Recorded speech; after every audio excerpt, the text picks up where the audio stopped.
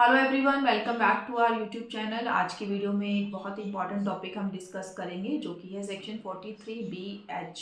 Section 43BH जो कि micro small industries की पेमेंट के बारे में बात करता है। आज हम इस वीडियो में डिस्कस करेंगे कब इनको पेमेंट करनी है, अगर आप पेमेंट नहीं करते तो आपको कितना इंटरेस्ट या फिर क्या क्या आपको फेस करना पड़ सकता है, आपको वो एक्सपेंस अलाउ होगा या नहीं होगा, और किस तरीके से ये बेनिफिटेड है माइक्रो और स्मॉल इंडस्ट्रीज के बारे में। तो जो भी प्रॉन्स एंड क्रॉन्स है इस सेक्शन से रिलेटेड हम ये सब इस वीडियो में डिस्कस करेंगे।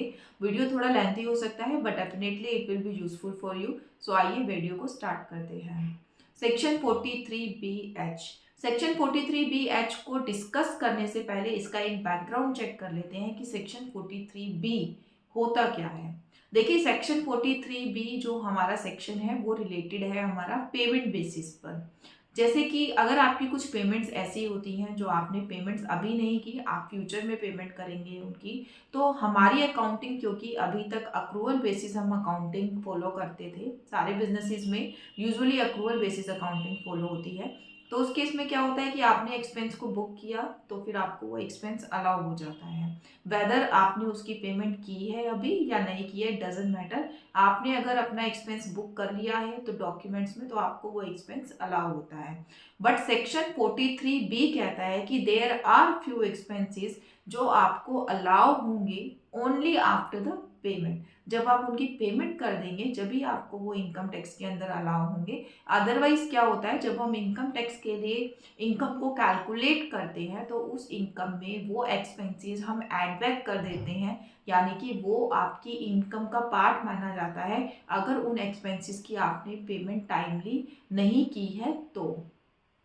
इसी सेक्शन 43B में अभी तक जो सब पार्ट्स थे वो आपके जी तक थे। मतलब इसके अंदर आपको किसी की अगर टैक्स की पेमेंट करनी है, ड्यूटी की पेमेंट करनी है, फीस सेस, तो ये इस सेक्शन में कवर होता था। या आपको कोई इंटरेस्ट पे करना है एनबीएफसीज का या फिर बैंक्स का, वो भी इसमें कवर होता था। Provident fund, superannuation fund, gratuity fund, ये सब इस सेक्शन में इंक्लूड होते हैं कि अगर आप इनकी पेमेंट करेंगे तो आपको अलाउ होगा, अदरवाइज ये आपको अक्रूवल बेसिस पर ये एक्सपेंस जो है अलाउ नहीं होंगे। इन्हीं सेक्शंस के सब पार्ट्स के साथ फाइनेंस एक्ट 2023 में क्या हुआ, एक नया सेक्शन ऐड कर दिया गया, वो है सेक्शन 43BH। जी के साथ इन्होंने एक नया क्लोज ऐड कर दिया, दैट इज सेक्शन एच। इसमें क्या कहा गया कि अगर आपको कोई पेमेंट करनी है किसी माइक्रो या स्मॉल इंडस्ट्री को, माइक्रो और स्मॉल इंडस्ट्री को अगर आपको किसी भी तरीके की पेमेंट करनी है, या तो आपने उनसे सर्विसेज ली है या आपने उनसे कोई गुड्स लिए हैं, वो आपके वेंडर्स हैं और आपकी पेमेंट ड्यू बनती है उनकी तरफ, तो इस सेक्शन में कहा गया कि आपको वो पेमेंट डिसाइडेड टाइम लिमिट यानी कि 15 या फिर 45 डेज के अंदर अंदर कर देनी है। अगर आप इसको during this time limit payment को नहीं करते हैं तो ये एक्सपेंस आपको अलाउ नहीं किया जाएगा, ये एक्सपेंस आपकी जो है इनकम का पार्ट मान लिया जाएगा। मतलब जब भी आप अपनी इनकम टैक्स की कैलकुलेशन के लिए इनकम को कैलकुलेट करेंगे, तो अगर आपने इस तरीके की कोई परचेजेस की है या फिर सर्विसेज ली है माइक्रो स्मॉल इंडस्ट्रीज से और उनको आपने टाइमली यानी कि मैक्सिमम 45 डेज में पेमेंट अगर आपने नहीं की, तो वो इनकम आपकी मान ली जाएगी उतनी परचेजेस, और आपकी इनकम में ऐड होके उतने अमाउंट पे आपको टैक्स पे करना पड़ेगा। अब बात आती है ये 15 डेज और 45 डेज कहाँ से आए। तो जब ये अमेंडमेंट आई या फिर ये सेक्शन आया तो डिपार्टमेंट ने कहा कि आपको जो डेफिनेशन है माइक्रो स्मॉल और ये जो पीरियड है कि आपको कब तक पेमेंट करनी है, ये आप ऐसा करें एमएसएमई एक्ट जाके देखिए और वहाँ से आपको सेक्शन 15 पढ़ लेना है और जो है डेफिनेशन पढ़ लेनी है एमएसएमई की। तो अब हम पहुंच गए माइक्रो स्मॉल इंडस्ट्री का जो एमएसएमई का जो एक्ट है उसके अंदर। एमएसएमई एक्ट में क्या कहा गया सेक्शन 15 के अंदर कि आपको पेमेंट कब तक करनी है, या तो आपका कोई एग्रीमेंट हुआ है आपका पार्टी के साथ जिससे आपने परचेज किया है तो आपको पेमेंट करनी है 15 डेज के अंदर अंदर, या फिर 45 डेज मैक्सिमम टाइम लिमिट इन्होंने रखा कि आपको 45 डेज के अंदर अंदर पेमेंट कर देनी है। तो आपको 45 डेज से ज़्यादा आपको टाइम नहीं लेना है। अगर आपने 45 डेज से ज़्यादा डिले किया तो आपको उस एक्सपेंस पर पे जो है टैक्स पे करना पड़ सकता है। तो यहाँ पे 2 टाइम लिमिट हो गई कि अगर आपका एग्रीमेंट है दोनों के बीच का, वेंडर और सर्विस रिसीवर का, तो आपको जो है 15 डेज के अंदर पेमेंट करनी है। अगर आपका एग्रीमेंट नहीं है तो मैक्सिमम मैंने आपको 45 डेज दिए, आपको 45 डेज के अंदर अंदर पेमेंट कर देनी है।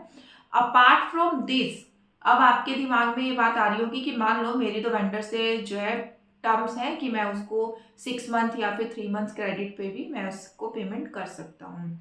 तो इसमें एक्ट में साफ साफ कहा गया कि चाहे आपकी वेंडर से जो भी टर्म्स एंड कंडीशन हो, चाहे आपका वेंडर एग्री है कि उसको 3 महीने बाद पेमेंट मिले या 4 महीने बाद पेमेंट मिले, बट फिर भी आपको ये जो नया सेक्शन आया है ये फॉलो करना इम्पॉर्टेंट है। अगर आपने 45 डेज के अंदर अंदर पेमेंट नहीं की, चाहे आपका वेंडर डिमांड कर रहा है या नहीं कर रहा है, इससे कोई लेना देना नहीं है एक्ट को। तो अगर आपने 45 डेज के अंदर पेमेंट नहीं की तो आपको ये एक्सपेंस अलाउ नहीं होगा। अगर कर दी तो हम आपको सेम फाइनेंशियल ईयर में अलाउ कर देंगे। अगर ये आपने टाइम पे पेमेंट नहीं की तो जिस भी फाइनेंशियल ईयर में आप ये पेमेंट करेंगे, ये पेमेंट आपकी उसी फाइनेंशियल ईयर में अलाउ होगी, अदरवाइज ये पेमेंट आपको अलाउ नहीं होगी। ठीक है, ये तो आपका था इस सेक्शन का फर्स्ट कॉन्सेप्ट। सेकेंड चीज इसमें लाया गया कि जो सेक्शन 43B में पहले जो बात थी वो ये थी कि अगर मैं रिटर्न फाइलिंग की डेट, यानी कि अगर मेरा ईयर एंड, जैसे मैं 23-24 की बात करूं तो मेरा ईयर एंड होगा 31 मार्च 24 को, तो लेकिन रिटर्न फाइलिंग की लास्ट डेट लेट्स सपोज आपकी है 31 जुलाई 24। तो एक्ट ये कहता था कि अगर आपने रिटर्न फाइलिंग की डेट से पहले पहले भी पेमेंट कर दी तो भी हम आपको इस पेमेंट को अलाउ कर देंगे इसी फाइनेंशियल ईयर के लिए, यानी कि 23-24 के लिए हम आपको इस पेमेंट को अलाउ कर देंगे।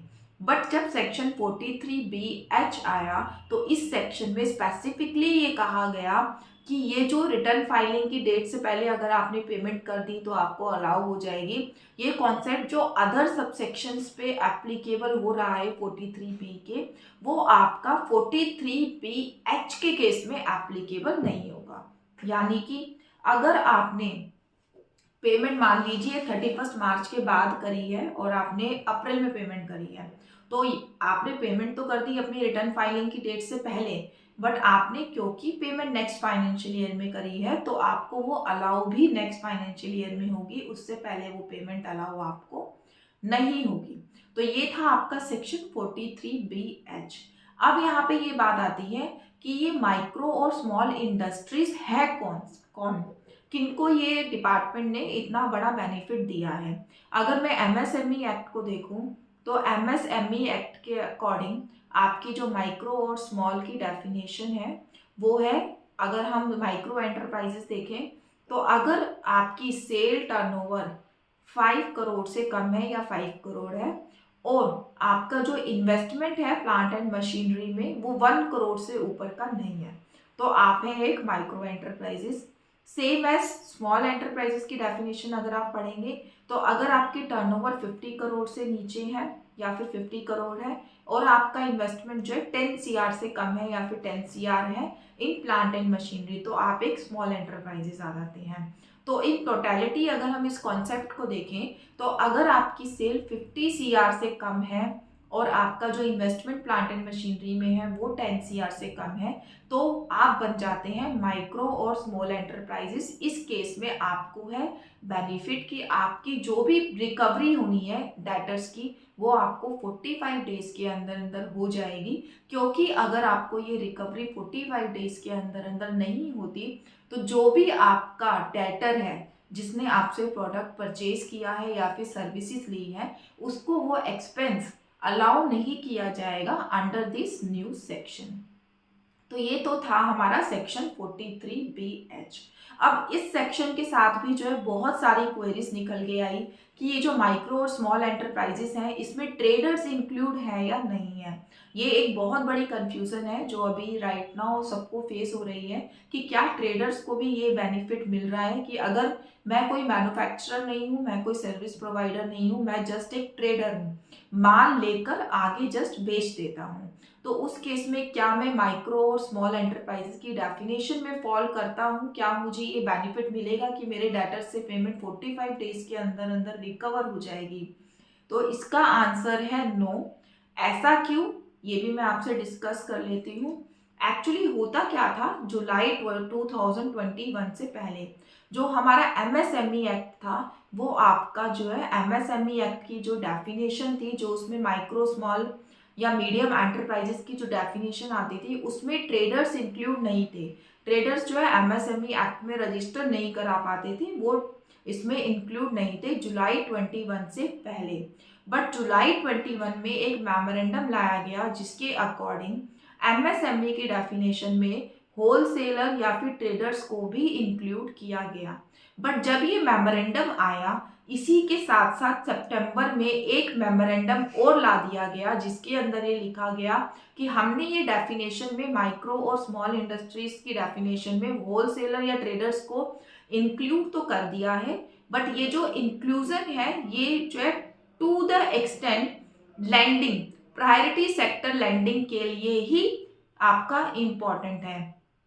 यानी कि जब आपको पता होगा लोन पर्पसेस के लिए भी हम एमएसएमई में रजिस्ट्रेशन कराते हैं, तो इन्होंने कहा कि जो प्रायोरिटी सेक्टर लैंडिंग है, जो लोन के केसेस में हमारी प्रायोरिटी सेक्टर लैंडिंग के केस के लिए ही हमने इस होलसेलर और ट्रेडर को एमएसएमई की डेफिनेशन में कवर किया है। ये सिर्फ और सिर्फ उसके लिए, प्रोजेक्ट के लिए या उसी काम के लिए इनको एमएसएमई की डेफिनेशन में इंक्लूड किया गया। अपार्ट फ्रॉम दिस किसी भी तरीके का अगर बेनिफिट एमएसएमई को मिल रहा है तो वो होलसेलर और ट्रेडर्स को नहीं दिया जाएगा। ये साफ साफ जो सितंबर में हमारा 1 सितंबर 21 को मेमोरेंडम आया, उसमें ये बात क्लियर कर दी गई कि हम इंक्लूड तो जरूर कर रहे हैं, बट ये सिर्फ प्रायोरिटी सेक्टर लैंडिंग के लिए इंक्लूजन किया जा रहा है। तो अगर मैं अब इस दोनों मेमोरेंडम को कंबाइन करके अगर आप पढ़े 43BH सेक्शन के साथ, तो ये बात क्लियर हो जाती है कि अगर आप एक होलसेलर है, ट्रेडर है, आपने एमएसएमई में रजिस्ट्रेशन भी करा रखा है, बट क्योंकि आप एक होलसेलर और ट्रेडर है तो आपके ऊपर ये सेक्शन एप्लीकेबल नहीं होता। जिससे आपको पेमेंट लेनी है उसके ऊपर किसी भी तरीके की कोई भी रेस्ट्रिक्शन नहीं है कि उसको आपको पेमेंट 45 डेज के अंदर अंदर करनी है, क्योंकि आप होलसेलर और ट्रेडर होने की वजह से एमएसएमई की डेफिनेशन से बाहर हो जाते हैं। क्योंकि यहाँ पर जो हमारा प्रोजेक्ट है जिसके बारे में हम बेनिफिट दे रहे हैं, जो हम बेनिफिट दे रहे हैं वो प्रायोरिटी सेक्टर लैंडिंग से अलग है।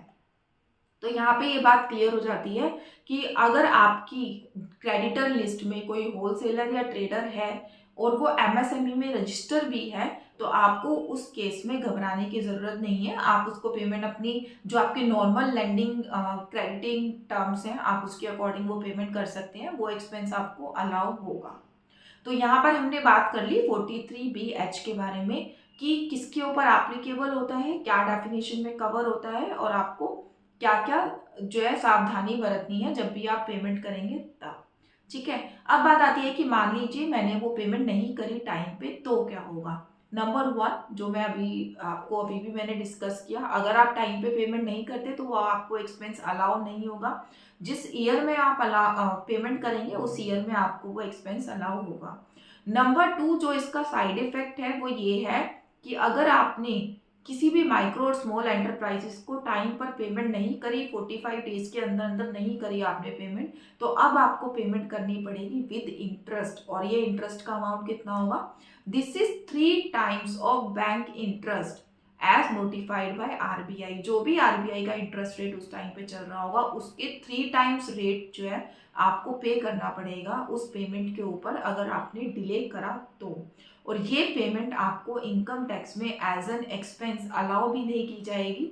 आप जब आप अपनी इनकम कैलकुलेट करेंगे, इनकम टैक्स कैलकुलेट करने के पर्पस के लिए, तो आपको ये एक्सपेंस अलाउ नहीं किया जाएगा। इस एक्सपेंस के ऊपर भी आपको टैक्स पे करना पड़ेगा डिपार्टमेंट को। तो यहाँ पे आपको डबल डिसअलाउंस हो जाएगा अगर आपने टाइम पर पेमेंट नहीं करी किसी भी माइक्रो और स्मॉल एंटरप्राइजेस को। नंबर 1 आपकी परचेज पर भी आपको टैक्स पे करना पड़ेगा। नंबर 2 जो भी आपने इंटरेस्ट एक्स्ट्रा पे करा है अपने वेंडर्स को, वो इंटरेस्ट भी आपका अलाउ नहीं होगा अंडर इनकम टैक्स एक्ट। तो ये बात आ गई हमारी एमएसएमई की पेमेंट से रिलेटेड। अब एक प्रैक्टिकल अगर हम एक्सपीरियंस देखें तो प्रैक्टिकली जब आप अपनी बुक्स ऑफ अकाउंट्स को देखेंगे तो आपको क्या क्या चीज़ें ध्यान रखनी है। आपको सबसे पहले तो जितने भी आपके वेंडर्स हैं, क्योंकि अब ये लो आ चुका है और हमारा 31 मार्च भी कंप्लीट होने वाला है, तो अभी आपको सारी प्लानिंग करनी है, क्योंकि आपको 31 मार्च से पहले पहले अपने सारे वेंडर्स क्लियर करने होंगे अगर आपको ये एक्सपेंस अलाउ कराना है तो। उसके लिए आप क्या करिए, अपने सारे वेंडर्स से आपको मेल करनी है या फिर उनको मैसेजेस करने हैं कि आपने अगर माइक्रो स्मॉल इंडस्ट्रीज में अपना रजिस्ट्रेशन करा रखा है तो आपको उनसे उनके रजिस्ट्रेशन सर्टिफिकेट मंगाने हैं।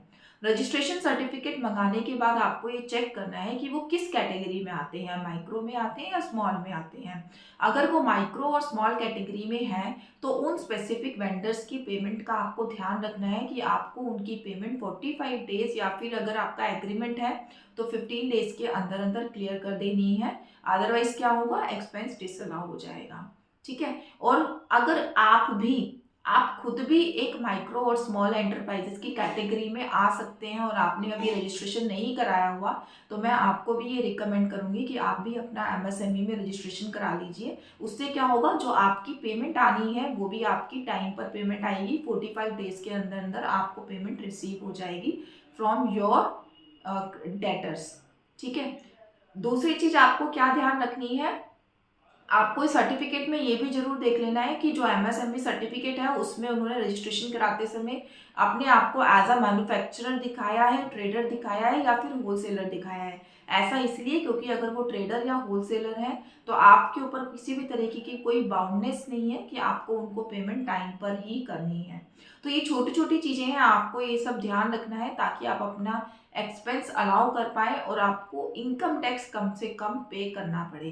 सो ये था हमारा वीडियो एमएसएमई के ऊपर। ये टॉपिक अभी के लिए इसीलिए ज़्यादा इम्पॉर्टेंट हो जाता है क्योंकि आफ्टर 15 फरवरी आपके 45 डेज का काउंटडाउन शुरू हो जाएगा।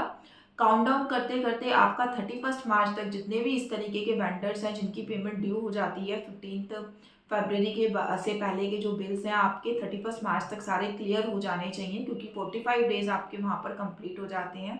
अगर आप ऐसा नहीं कर पाए तो हो सकता है ईयर एंड में जब भी आपका टैक्स कैलकुलेट हो तो एक ह्यूज अमाउंट के ऊपर आपको टैक्स पे करना पड़े।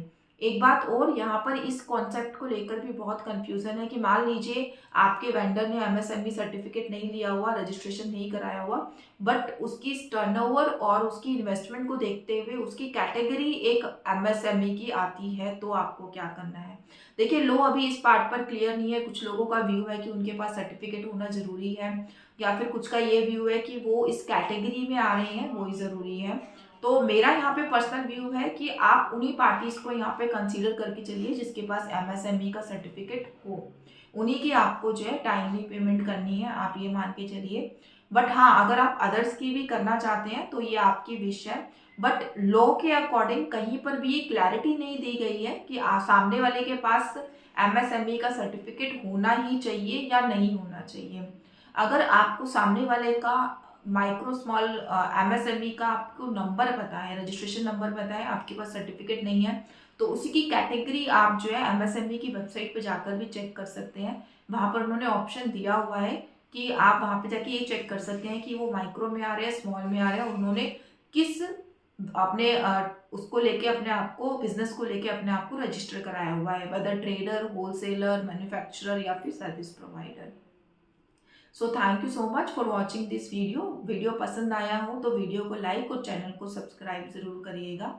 अगर आपको किसी और टॉपिक के बारे में भी डिस्कस करना हो तो वो टॉपिक आप हमें नीचे कमेंट बॉक्स में डाल सकते हैं। किसी भी तरीके की अगर आपकी कोई क्वेरी है तो वो भी आप हमें कमेंट करके पूछ सकते हैं। डेफिनेटली वी अश्योर यू कि आपको हम टाइमली आंसर देंगे, रिप्लाई करेंगे आपकी क्वेरीज का। Thank you.